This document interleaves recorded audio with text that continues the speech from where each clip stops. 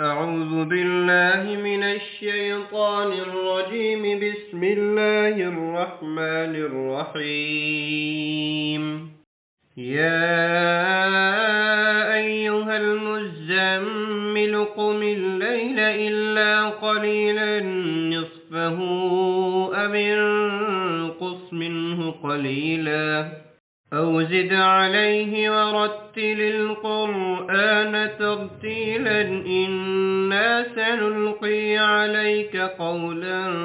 ثقيلا إن ناشئة الليل هي أشد وطئا وأقوم قيلا إن لك في النهار سبحا طويلا واذكر اسم ربك وتبتل إليه تبتيلا رب المشرق والمغرب لا إله إلا هو فاتخذه وكيلا واصبر على ما يقولون واهجرهم هجرا جميلا وذرني والمكذبين أولي النعمة ومهلهم قليلا إن لدينا أنكالا وجحيما وطعاما ذا غصة وعذابا أليما يوم ترجف الأرض والجبال وكانت الجبال كثيبا مهيلا إنا أرسلنا إليكم رسولا شاهدا عليكم كما أرسلنا إلى فرعون رسولا فعصى فرعون الرسول فأخذناه أخذا وبيلا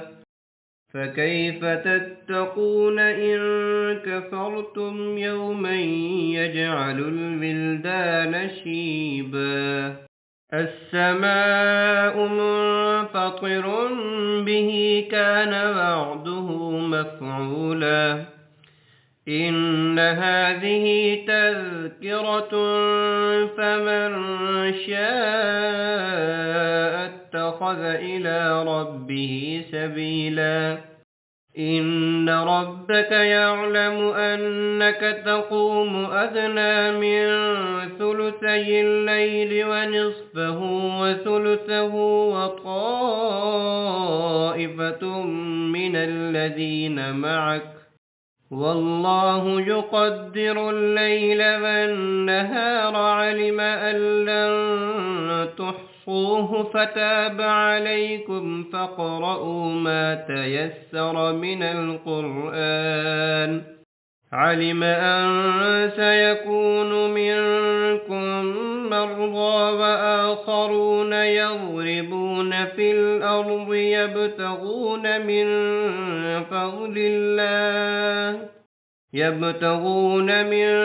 فضل الله وآخرون يقاتلون في سبيل الله فاقرؤوا ما تيسر منه وأقيموا الصلاة وآتوا الزكاة وأقرضوا الله قرضا حسنا وما تقدموا لأنفسكم من خير